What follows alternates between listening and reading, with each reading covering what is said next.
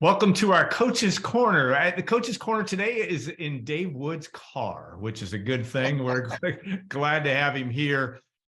You know, and coaches, you've been through these kind of losses in your career, not only as a Purdue assistant, but in your high school career. These are ones that are tough to stomach to some extent because we've talked a little bit offline. Purdue really, for 36 and a half minutes, 36 minutes and change, was in a very good position Sunday afternoon against Northwestern, leading by 8, and then it all changed. Talk about that perspective of what you saw, not only out of Purdue for the first 36 minutes, but what you saw in the last 4.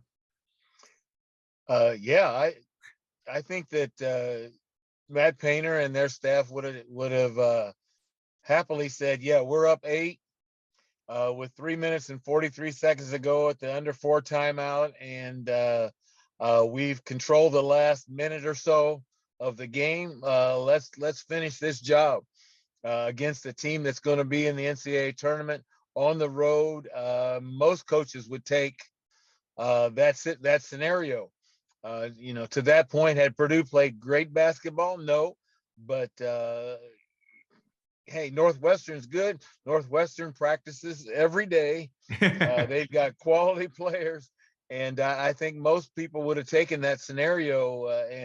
And looking at Purdue's history this year, would have expected Purdue to close that game out in good fashion, and it just didn't happen. Every team goes through some adversity, and Purdue had, I think, what a lot of people would say was an epic collapse in those last 3 minutes and 43 seconds. 5 turnovers in 3.5 minutes. I think maybe there was one field goal attempt at that point in time. A missed block out and an offensive rebound that led to 3 for Northwestern. A foul 90 feet from Northwestern's basket, which is very incorrect characteristic of this Purdue team, but stuff like that happens sometimes, and so Northwestern rode that to a huge victory for their team, and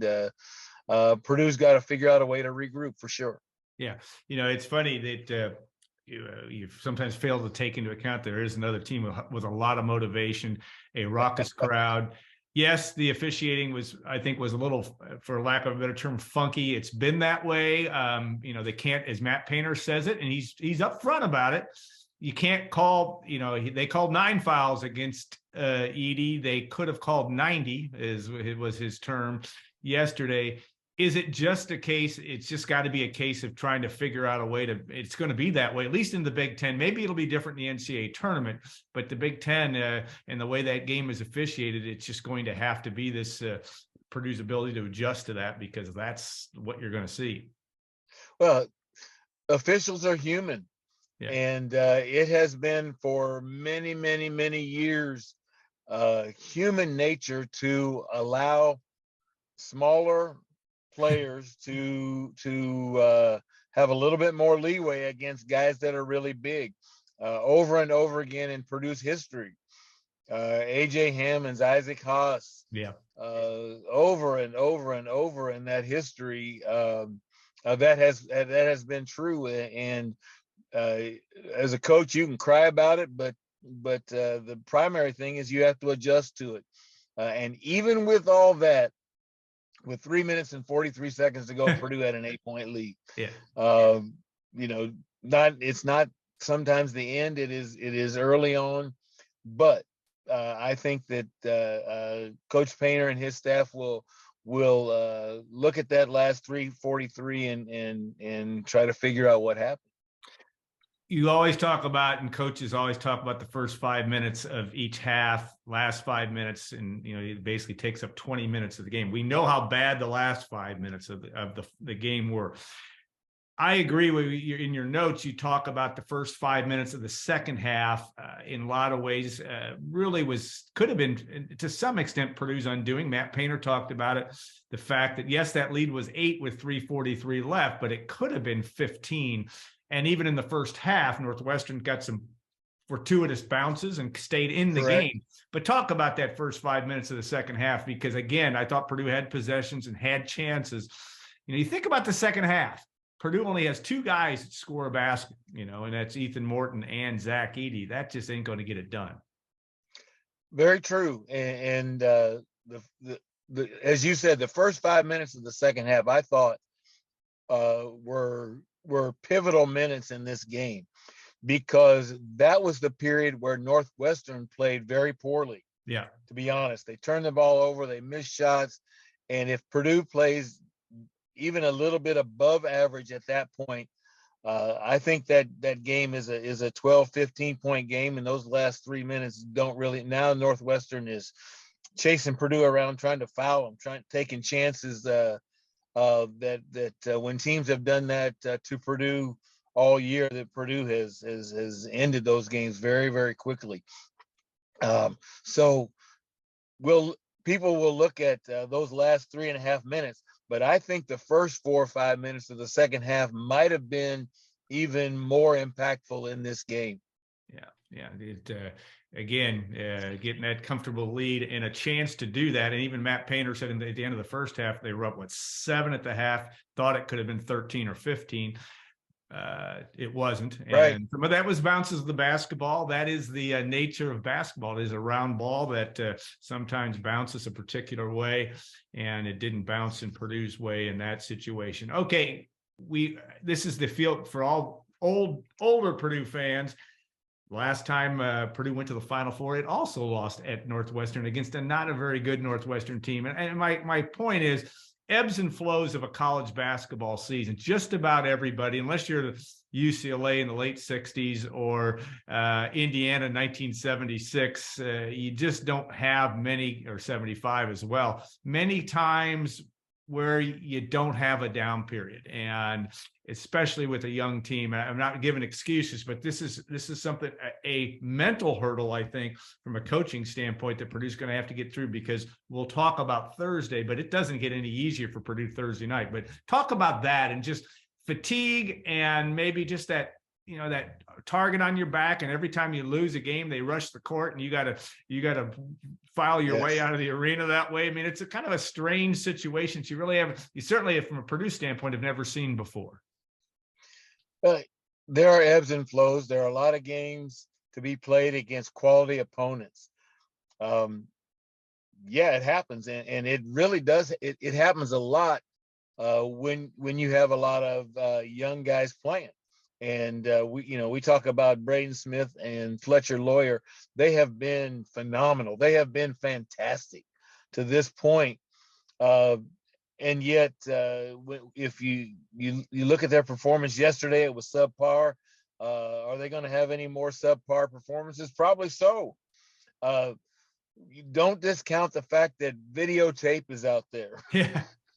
It's a copycat world.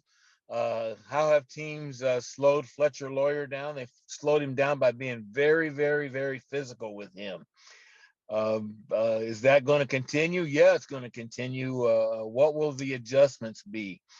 The announcers yesterday pointed it out, and it's very true that Northwestern was very effective double teaming Ross-Ade. Yeah.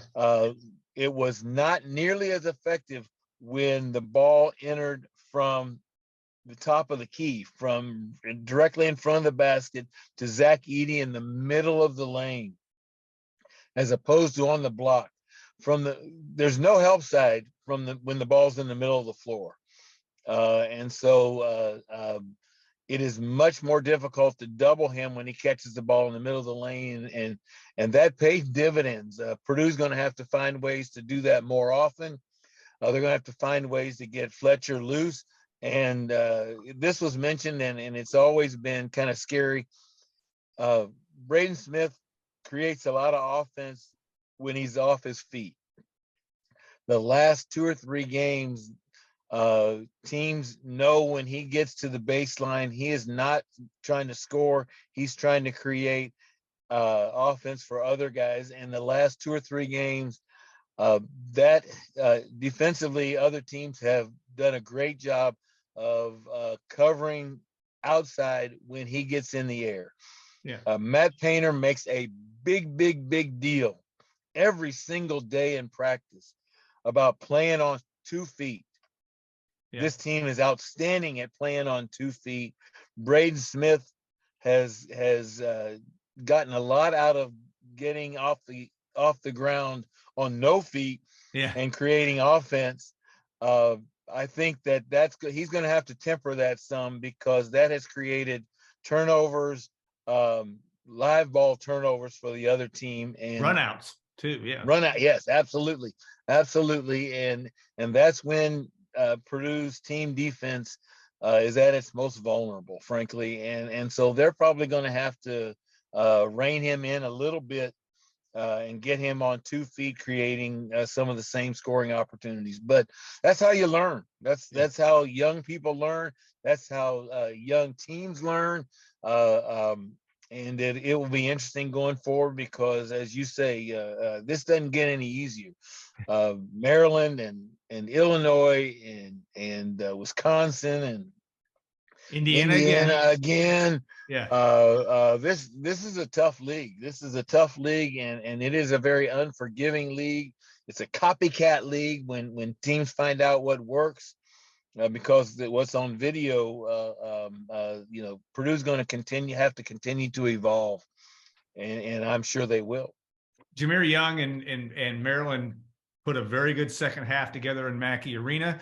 Back on January the 22nd, they're playing very well for the most part. They've shown that they're an NCAA caliber team. And again, on the road, it's going to be a real challenge Thursday night. Again, you may see more press than what you saw from Northwestern. Northwestern tried to do some of that as well.